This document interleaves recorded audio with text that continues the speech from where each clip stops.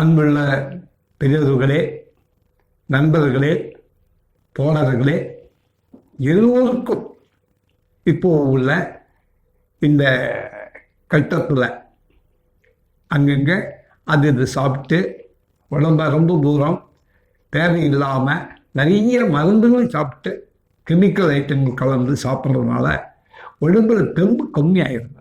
இந்த உடம்புல தெம்பு கம்மியாயிடுச்சுன்னா வலிமை இல்லாமல் போகும். வலிமை போயிடுச்சுன்னா ஆண்மை குறைவு காட்டும்.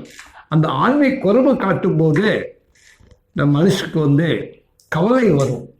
அந்த கவலை வந்தாலே நோயாளியாகி மாறுது. அந்த கவலையை வராமல் இருக்கணும்னு சொன்னால், அந்த நோயாளியை வராமல் இருக்கணும்னு சொன்னால், ரொம்ப கிடைக்கணும்னா ஆரோக்கியமாக வாழணும். ஃபேமிலியில் ஆரோக்கியம் இல்லைன்னு சொன்னால் சண்டை வரப்பா செய்யும். ஆனால் அந்த சண்டை வராமல் நீங்கள் பாதுகாக்கிறதுக்கு ஒரு எளிமையான முறையில் ஒரு நல்ல மருந்து சொல்கிறேன், கேட்டுக்குங்க. இதை பெரியவங்களும் சின்னவங்களும் எல்லோருமே சாப்பிடலாம். இதற்கு இந்த மருந்தை நல்லா பயன்படுத்துங்க, உடம்புக்கு நல்ல குணம் கிடைக்கும். அதாவது 100 கிராம் அமுக்கலாங்கிழங்கு, அது பாலில் வேக வைக்கணும். அந்த அமுக்கலாங்கிழங்கு பாலில் வேக வச்சு அதை வெயிலில் வச்சு காய வச்சு இடித்து பவுடர் பண்ணணும்.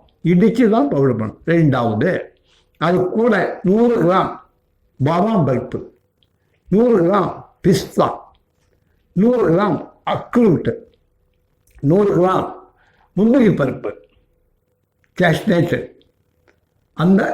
அதோட பேரிச்சாம்பழம் 100 கிராம், எல்லாமே 100 கிராம். இந்த 100 கிராம் பேரிச்சாம்பழம் கூட இல்லைன்னா அதோட நாயகரண பருப்பு 100 கிராம் நாயகரண பருப்பு.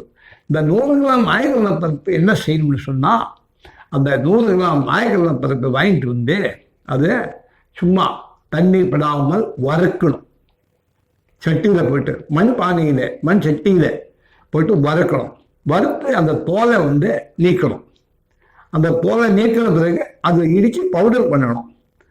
அந்த பவுடர் கூட இந்த பாதாம் பருப்பு கூட சேர்த்து பிஸ்தையும் சேர்த்து எல்லாம் இடித்து அதை பவுடர் பண்ணி ஜாயின் பண்ணணும். அதில் இன்னும் விசேஷமாக இருக்கும், தேன் கலந்தா. அப்படி தேன் முடியுதுன்னு சொன்னால் கல்கண்டம் சேர்த்துக்கலாம்.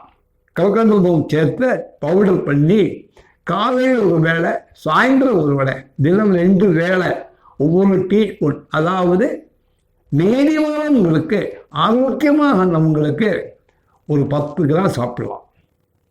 காலையில் ஒரு வேளை, சாயந்தரம் ஒரு வேளை 10 கிராம். அதே நேரத்தில் கொஞ்சம் வயசு ஜாஸ்தியானவங்கன்னா அது 8 கிராம். காலையில் ஒரு வேளை, சாயந்தரம் ஒரு வேளை 8 கிராம்.